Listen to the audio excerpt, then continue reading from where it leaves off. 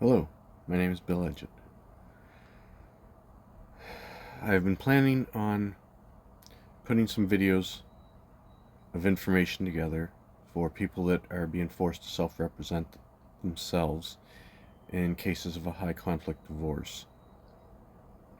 I have been documenting this process for 8 years, and I've been working with other groups and other people to try to put together all the relevant information so that people can be successful representing themselves against the machine that is the family court system.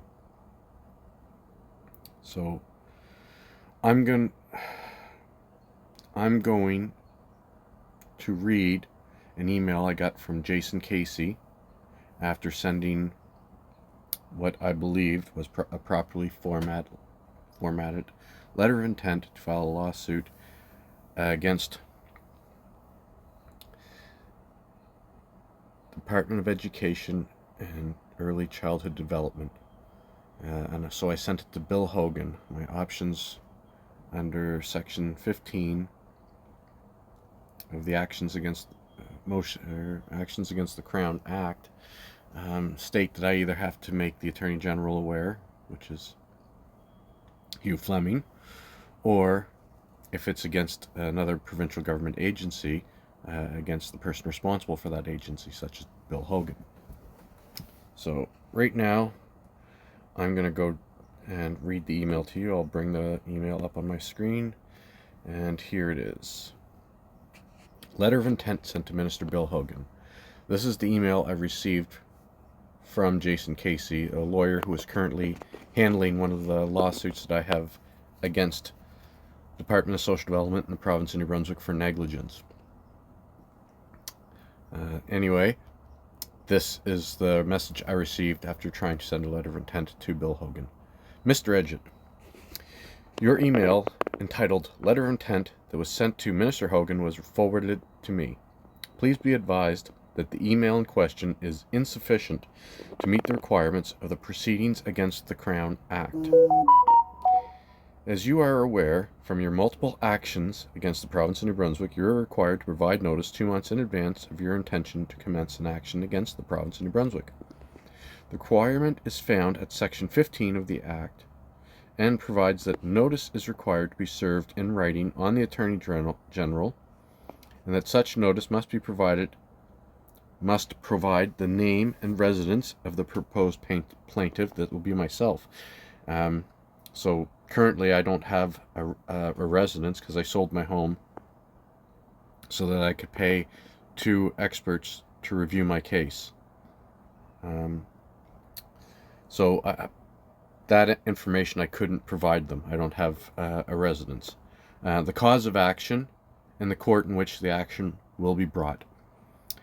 I do know what the cause of action will be and where this action will be brought, and I guess I did fail to put that information in my letter of intent. So I will do up a letter of intent tomorrow and show people how to do up the letter of intent with this information.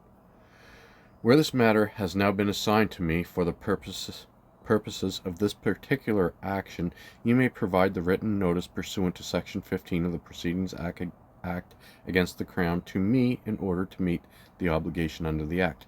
So, to my understanding, because I'm not a lawyer, but I can read English, and I can understand the direction being given here. He's saying that now I no longer have to follow the Proceedings Against the Crown Act because I didn't do it properly the first time. So now instead of going back and following the complete act, I can now just forward my letter of intent to him. Also, please be advised that Section 4-8 of the Act provides that no cause of action lies against an employee of the Crown in their personal capacity in respect of anything done or omitted to be done in the course of the duties of their employment.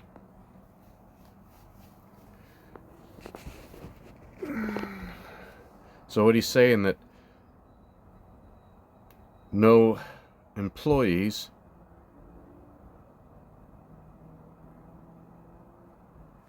no action can be brought against any of the employees of the Crown in their personal capacity in respect to anything done or omitted to be done in the course of their duties of their employment. I think that would be, I'm not a lawyer, but again, I think that if they were acted negligently or they breached the trust of their job as a public officer, that is a criminal offense. I'll cover that better, and I'll show you the picture. There's a criminal offense, breach of trust by a public official with a 4-year criminal sentence, and then there's criminal breach of trust by a public officer, which comes with up to a 14-year criminal sentence. I will post them like I'm doing this tonight, show a screenshot of the two, read the two, and in my lay terms, or in my ability to understand, I will just try to speak my understanding and try to make it, put it in more layman's terms so that people can understand. And if anyone else sees these videos and would like help with any kind of forms, please contact me and I will do my best, because I have filed a letter of intent and a notice of action against the province, and one of my cases is currently in Canley for a lawsuit I brought against the province of New Brunswick for malicious prosecution for the actions of Kelly Winchester when she was the Crown prosecutor in St. John. Now, despite having a criminal civil tort brought against her and possible criminal actions for obstructing justice as the Crown prosecutor, the St. John police summarily dismissed an investigation into her and Detective Leslie Drost with the approval of the New Brunswick Police Commission. And I've got the letter from the police chief stating that. So the police chief not only did not investigate the Crown prosecutor for obstruction of justice, malicious prosecution, and criminal conspiracy, along with Detective Leslie Drost of the St. John Police Department, but he got approval from the New Brunswick Police Commission, works for the people of the province of New Brunswick, is paid for by our tax dollars, and they told him that, yes, you can go ahead and not investigate this. So I'm going to share the information I provided to the St. John Police Department and the officers to investigate the criminal actions of Kelly Winchester and Detective Leslie Drost, and I'm going to share them publicly. The New Brunswick Police Commission, who is supposed to make sure that the police and agencies within the province of New Brunswick do not abuse their authority and cover up for the criminal actions of their officers and the Crown. So I'll also share the letter I got from the Chief of Police, and I'm going to be sharing a lot more information. And anyone else who is going through the same process, please feel free to contact me. I have been doing this process for many years. I currently have 2 civil lawsuits against the province of New Brunswick, the Department of Social Development. One for negligence for failing to recognize the child abuse, and another for asking for my medical records, violating Section 8 of the National Charter of Rights and Freedoms. I also have, as Mr. Casey noted in his email to me, many other actions on the go against different provincial government agencies. And all these agencies are colluding with other agencies to deny me access to court, access to the court services, and denying me due justice.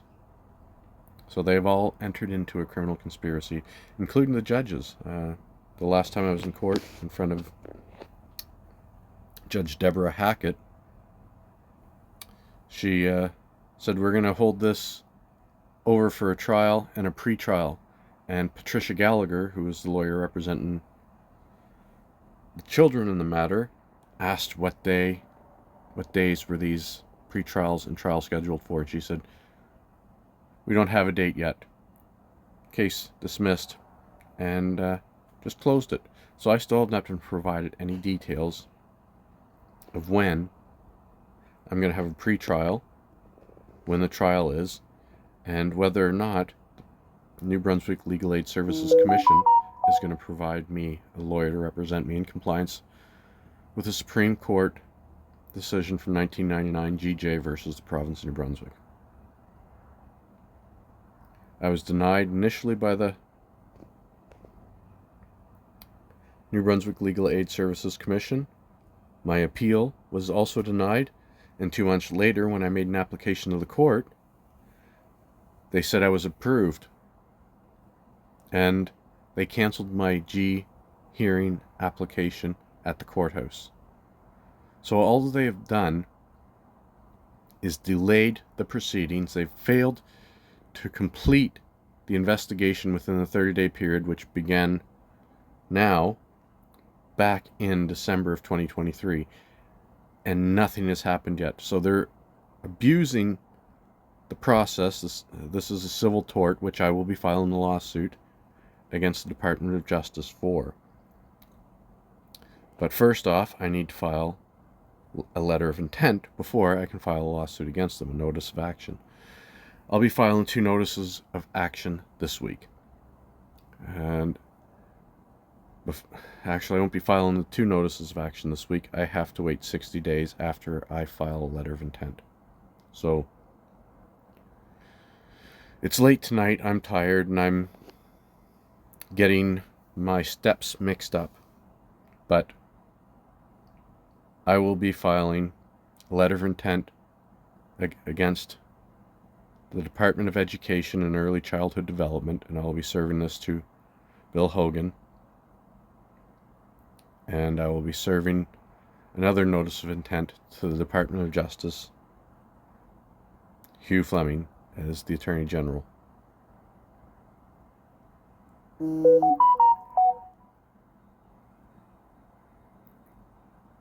I will document the requirements needed to be recognized as a letter of intent, so that that's the beginning of your process, and then you have 60 days in which to file and create your notice of action. So I'll do a video of that tomorrow. I'm going to start with the Bill Hogan, Department of Education and Early Childhood Development, and send them a letter of intent. Following day, letter of intent will go to Department of Justice and the Attorney General.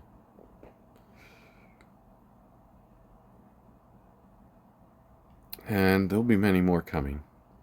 I've hired 2 experts to review the files. I've requested the files at the courthouse on 4 separate occasions last week. I was denied viewing my files on 3 occasions. I asked for a copy of one file, and they said they didn't know when they could provide it to me.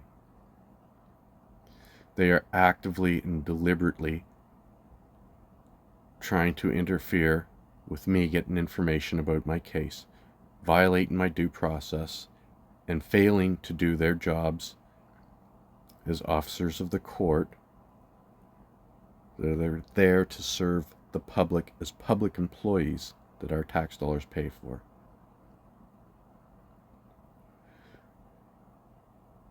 Collusion and corruption is happening. Child abuse is happening. And they have all taken part in allowing child abuse to happen for years. So now they are trying to disparage me and make it look like it is all my fault, when the failure really lies with them. I've told them exactly what has been going on in this case for 8 years, and they chose to ignore it. And they still choose to ignore it, which is why I've hired 2 experts to review the case and provide their testimony and reports to the court so proper decisions can be made in this case. I'm sorry this is late. I'm sorry this is not a good video, but I am tired. It is a difficult fight I have every day. I love my children. I miss my children. Now I have the money and the means to be able to pay for the resources I need, so the courts will have to protect my children from the abuse they are suffering from. Also, I now have the money to pay for law school, and I hope to start that in September. And then I will be able to fight them on a more even ground. Because currently, right now, I am doing the best I can, but since I am not a lawyer, they are using their knowledge of the legal system and my lack of knowledge of the legal system against me, which is the civil tort abusive process, for which I have filed a letter of intent and have an action against the Department of Social Development already.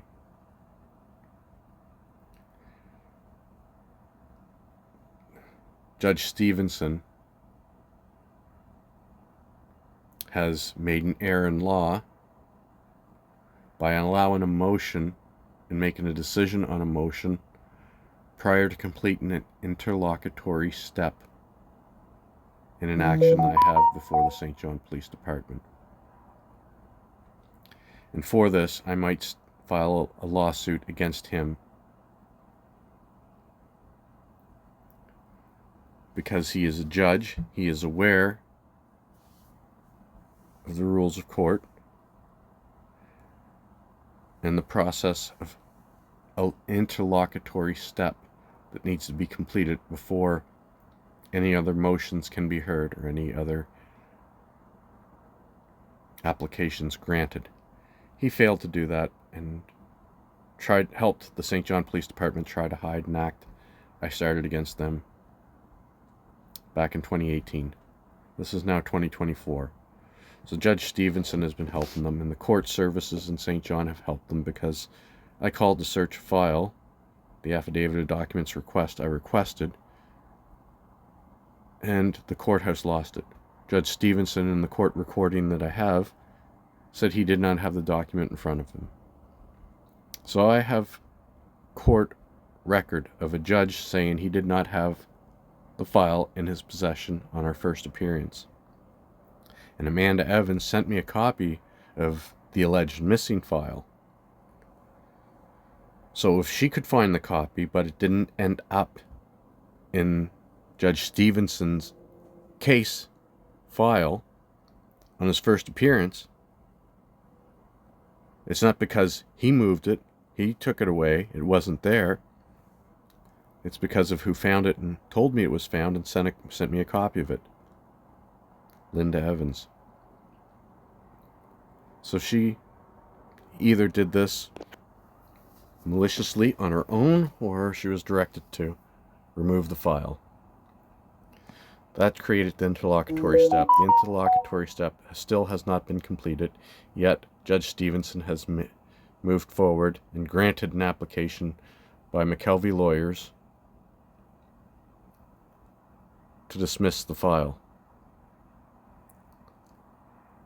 He is helping support an abuse of the legal process. He should be removed as a judge.